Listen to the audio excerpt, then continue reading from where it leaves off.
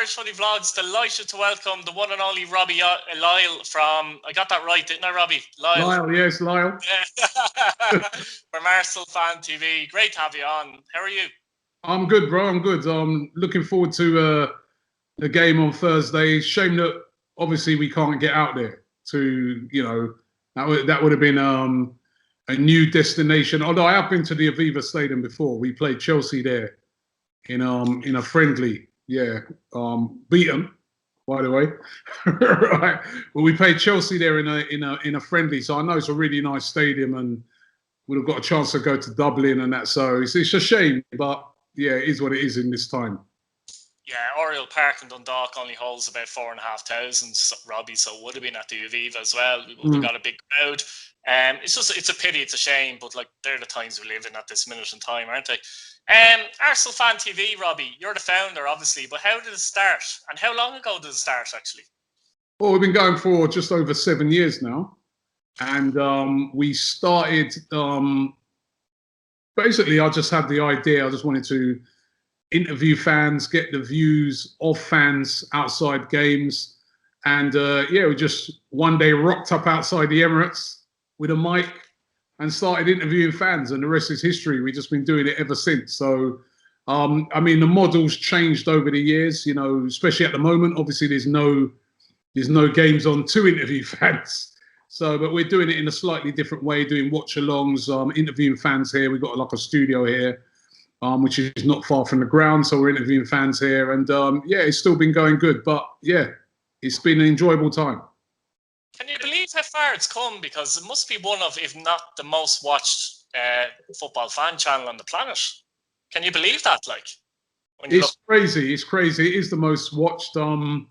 It's unbelievable where it's come. It's unbelievable the fact that lots of people have started ones for their club and stuff like that, which I think's been amazing.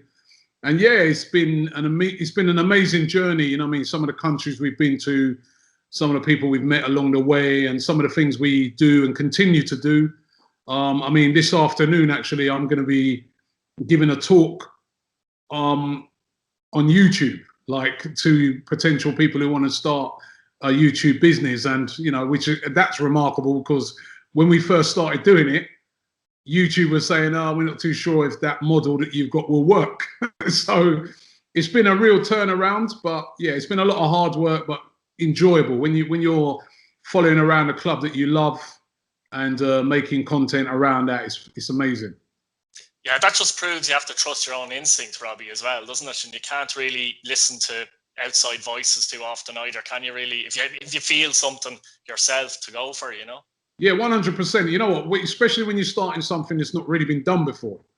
Because when you're starting something that's not been done before, everybody's like, well, no, it won't work, because, and they'll cite lots of other things that do work, and they go, but then how do you ever start anything new? So if you've got an idea, I always say, give it a try. Give it, you've at least got to find out for yourself whether or not it will work. And you can't listen to people all the time, because a lot of times people who are telling you it's not going to work have never done it before, or ain't got a clue what they're talking about.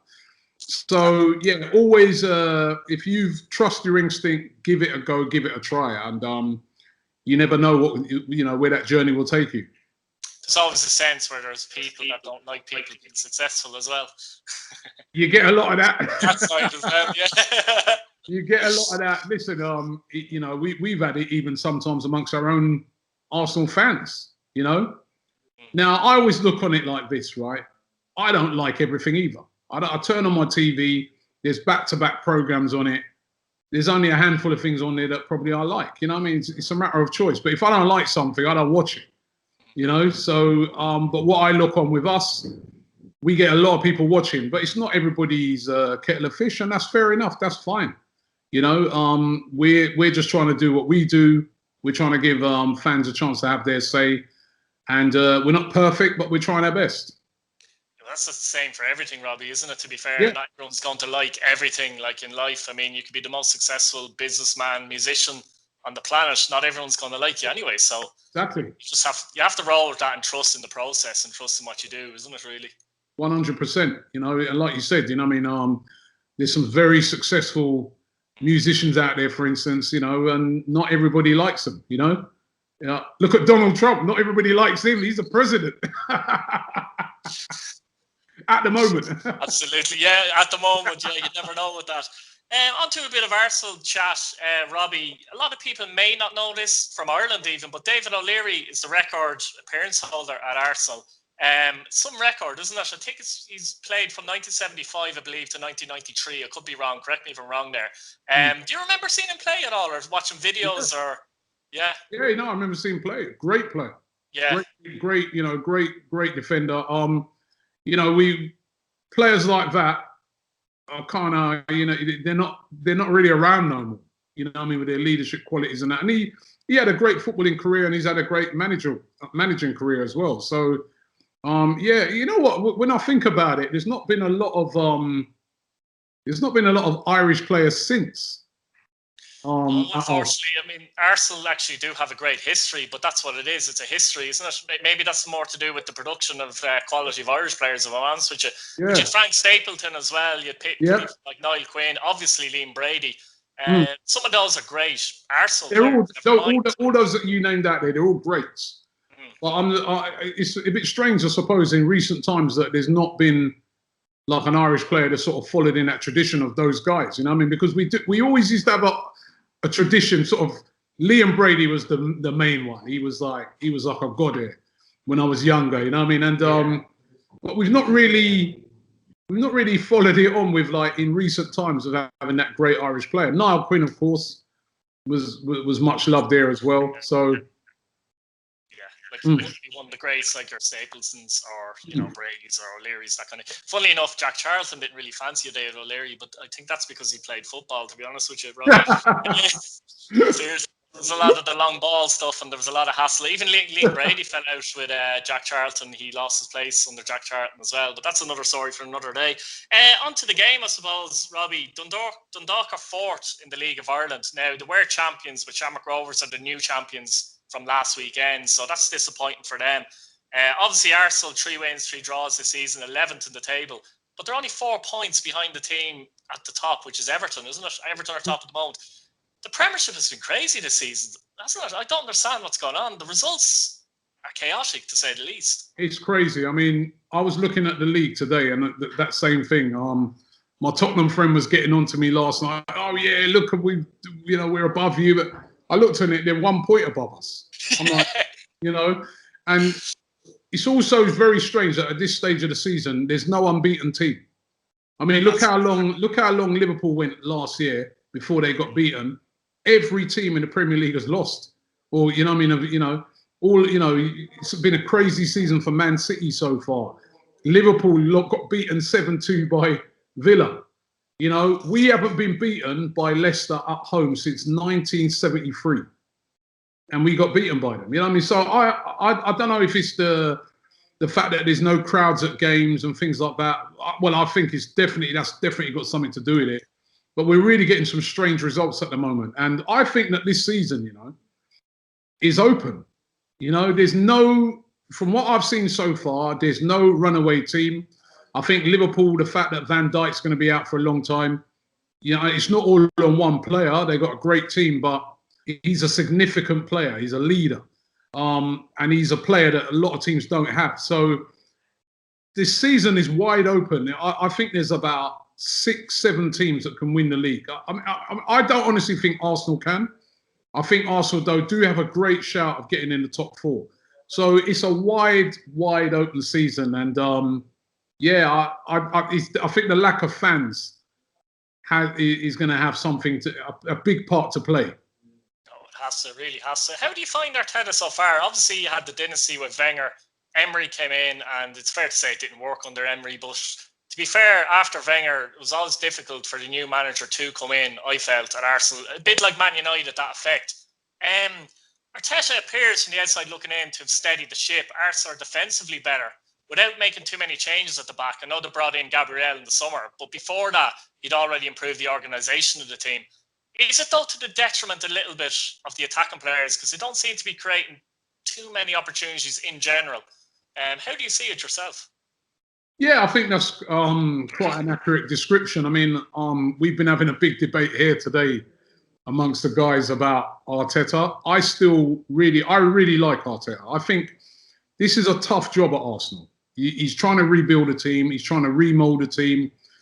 He's trying to make the team defensively much better. Now, like you said, that's been a bit at the detriment to the attack because definitely we're not seeing that free-flowing football that we're used to seeing at Arsenal. But I think we're going to have to be patient as fans because, to get far, we've got to fix the defence. And our free-flowing football that we've been playing over the past 10 years hasn't really got us very far. So we got to sort this defence out. And I think, he's starting to, we're definitely harder to beat. I mean, despite the loss to Leicester, we went away to Man City. If we'd have took our chances, we could have got a result out of that game. This is Liverpool as well. And those are places over the past couple of seasons that we've gone to and we've got battered. So he's made us hard to beat. We've won an FA Cup. Things are moving ahead, but I think where a lot of fans have been, a bit anxious is just the style of play. They're a bit disappointed at the moment in the style of play. But I think we're going to have to be patient.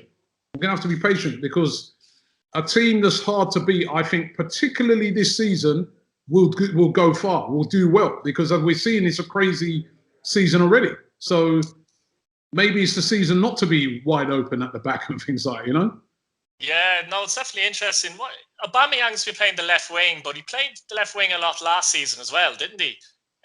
He's come under a bit of criticism. I don't really get it though, because a lot of people are saying he should be up front, but at the same time, he performed from the left last season, didn't he? Personally, I would like to see him now move to the middle because I think, and the only reason I'm saying, and you are right, last season and the season before, he scored most of his goals from the left-hand side. But I just think that at the moment, there's been a lot of games where he's seen very little of the ball. And I'm like, you can't have a player like that seeing so little of the ball. So if that's a problem at the moment, then change it up. Put him down the middle where he's going to see more of the ball, where he's dangerous in behind. And also, he's clinical. If he has one or two chances, you can be sure that he'll put one of them away. So I personally wouldn't mind seeing him down the middle. I'm being honest. Yeah, would you like to see him paired with Lacazette or two guys flanking him? I think at this moment in time, I'd say, because if you play Lacazette, then you have to play Lacazette down the middle. You can't play out wide. So we've got Man United coming up at the weekend, and I'd like to see Aubameyang down the middle with maybe Saka on one side and either Pepe or Willian on the other side. That's what I'd like to see us start with in that game, because I just feel that in those type of games where you get very few chances, I want one of those chances to fall to Aubameyang because he's clinical. Actually, there was a couple of chances for Lacazette at the weekend, wasn't there, that you feel if Aubameyang was in those positions, he probably scored. Lacazette's a good player, but he's not quite there. Is he the top bracket? He's not at the same level as Aubameyang. I mean, I felt sorry for him at the weekend because he scored a perfectly good goal. Perfectly good goal that was disallowed. Now, if that goal would have gone in, nobody, you'd be looking at it and saying 6 Premier League games, 4 goals. That's a great record. So I felt a bit sorry for him, but I just still feel that Aubameyang, I want to see him down the middle. He's such a clinical player that I always want to see him down the middle. It's funny you should mention that goal because VAR for me has been a complete disaster in the Premiership, and I don't know why, because other leagues in Europe seem to use it reasonably well, but in the Premier League, there was an incident then at the weekend where Manchester United played Chelsea, and it looked like Maguire was arrested with Azpilicueta, and you're kind of going, I don't understand. Yeah, I watched that game, I thought I was watching Habib in the UFC. Because, you've got like a triangle chokehold on the Chelsea player, right? And you are spot on there when you say I think now the VAR is a good thing, but the people behind it in this country are useless. The goal at the Arsenal game the other day, that was a perfectly good, there was nothing wrong with that goal. And the person who was doing the VAR would have seen that. And basically, he's just said to himself, I don't want to overrule my mate. Or I don't want to overrule somebody I know, a fellow referee. And the Maguire one, as I said, I thought it was UFC I was watching. I know the UFC was on around the same time. I thought he had him in a chokehold like that, right? Who was it? Who was it he had again? Aspilicueta, yeah. I think Aspilicueta was tapping out. But see, the funny thing, Robbie, is the same thing could happen next week, and it's given, and then you're going, but like last week, I think you hit the nail on the head there. There's fear, I think. It's not, there's no conspiracy here or anything like that. I just think it's plain fear for some reason that, no, but the referees should be allowed to use the monitors a lot more, I believe, as well, because then the referee has nowhere to hide. If the referee sees that in a monitor, that's just one example. There's loads of other examples every week. He probably says, right, penalty, as an example. But, you know what I mean? This is strange. It was absolutely ridiculous, right? And as I said, right, how I look on it is this, right? Like, it's all referees, right? And there's a small pool of referees in this country. They obviously all know each other, work with each other on a regular basis. Now, if it's me and you, and I know you very well, I don't really want to overrule your decision. I don't want to make you look bad. So I'm going to be like, well, it's a little bit, but I'll stay with the on-field decision. I don't want to make Keith look, I don't want to make him look bad. And I think a lot of that's happening. Whereas what we want is the right decisions. We want the right. There's been so many bad decisions. I mean, obviously, I was glad it happened, right?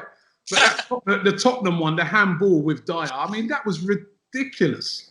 I mean, when you see things like that, you're like, and that's not VAR. That's the referees. That's the lawmakers. And this is what has to change. Nothing wrong. VAR is, if it's done right, will make it a fairer game. It seems to be okay in the likes of, Serie A and La Liga and that. So, I mean, is it just well, you said it before there, didn't you? You said you think maybe the officials are a bit too friendly in the Premier League, possibly. That seems to be the issue, doesn't it? I think that's a big issue. And like you said, they use it better in the other countries. I mean, you can see that as soon as you watch a game, say, in the Champions League, you see them using it much better. Going over to the monitors, checking things. They didn't even start checking the monitors till this season. But yet still they had a monitor at the side of every pitch. Why? I didn't understand that because it did that. I don't understand what they're doing over here. And it's made on the Premier League, when it comes to VAR, we've been a bit of a laughing stock, to be honest.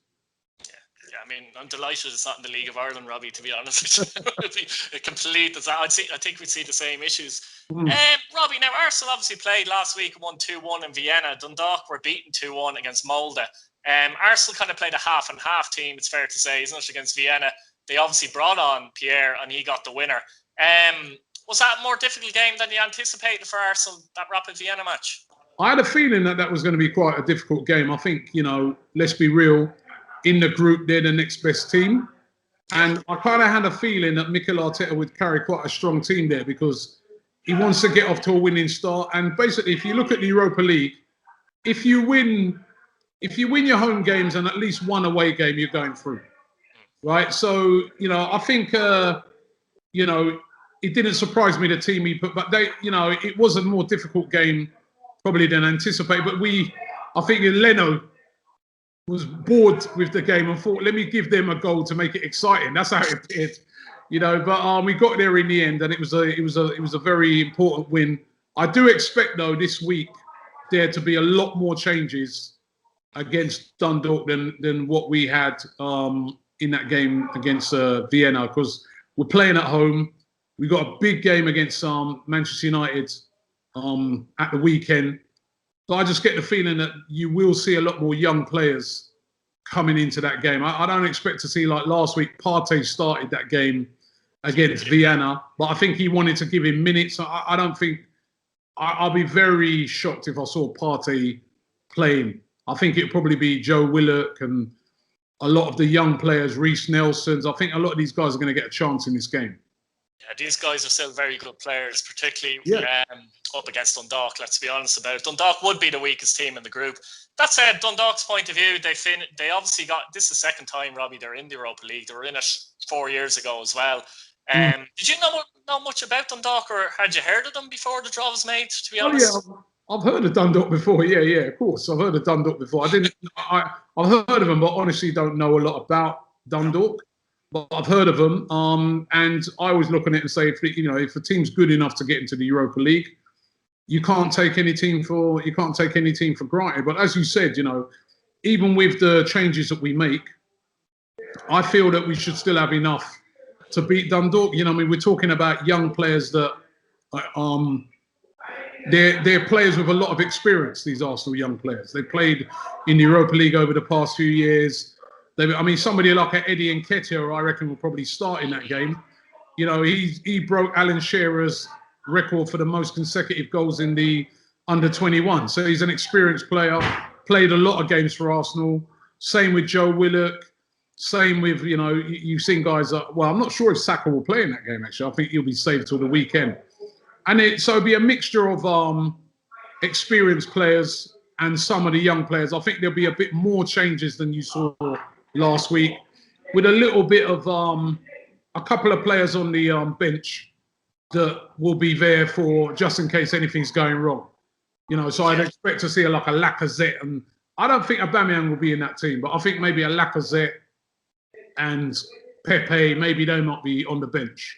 For Dundalk's sake, I hope he's not, to be honest with you, because let's be honest, this is a massive game for Dundalk. It's kind of just another game for Arsenal. Let's be honest about it. These are the games that the players of the League of Ireland kind of dream about. To be honest, like Arsenal away, Arsenal at home. It's great to have it. The Dundalk team, though, for me, Robbie, it's not as strong as it was 3 or 4 years ago. They've had a lot of problems this season, believe it or not. Vinnie Perth was our manager. He was a penalty kick away from winning the domestic treble last season, and I don't know what, 7, 8 games into this season, he was sacked. That's how it goes in football, But there was problems behind the scenes. I don't know why it escalated like that. He seemed to not get on with a lot of the players and that kind of thing. They have a new manager in, Filippo Giovanni, who's an Italian that came from America. We don't know much about him. We still don't have him on Switch. It seems like a nice guy. Very hard to rate him, though, because they've been up and down in the league still, but he has got them into the Europa League, to be fair to him.